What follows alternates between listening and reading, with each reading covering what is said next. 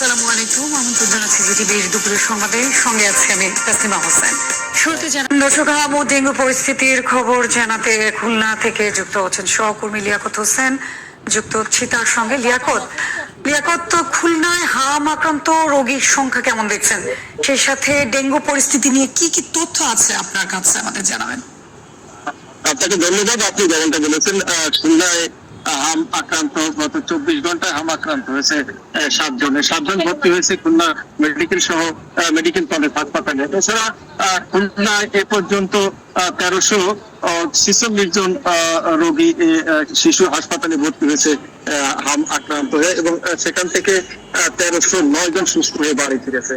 এ পর্যন্ত 16 জন শিশুর মৃত্যু হয়েছে হামে আক্রান্ত হয়ে, এবং বর্তমান ভর্তি আছে 29 জন। এবং হামের বিষয়ে সতর্কতা করা সত্ত্বেও আসলে সাধারণ মানুষ হাম যে স্পর্শকাতর এবং শ্বাসের রোগ, সেই বিষয়টা আসলে গুরুত্ব না দেওয়ার কারণে হাম রোগীর সংখ্যা বাড়ছে বলে স্বাস্থ্য বিভাগ মনে করছে। আমি আপনাকে আরো জানিয়ে রাখছি যে খুলনায় ডেঙ্গু আক্রান্ত সংখ্যা আগের চেয়ে বেড়েছে।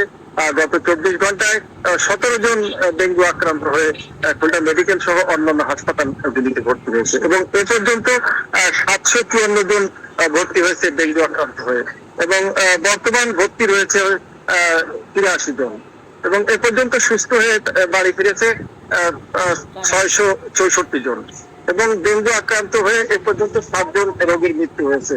ডেঙ্গুর বিষয়ে স্বাস্থ্য বিভাগ এবং সিটি কর্পোরেশন ব্যাপক সচেতনতামূলক এবং পরিষ্কার পরিচ্ছন্ন এবং মশক নিধনের ব্যবস্থা নিয়েছে, এবং এখনো তারা সে কার্যক্রম চালিয়ে যাচ্ছে, এবং সাধারণ মানুষকে তারা সতর্ক থাকার আহ্বান জানিয়েছেন। তো এই ছিল খুলনা থেকে ডেঙ্গু এবং হামের সবচেয়ে তথ্য। ধন্যবাদ লিয়াকত আপনাকে।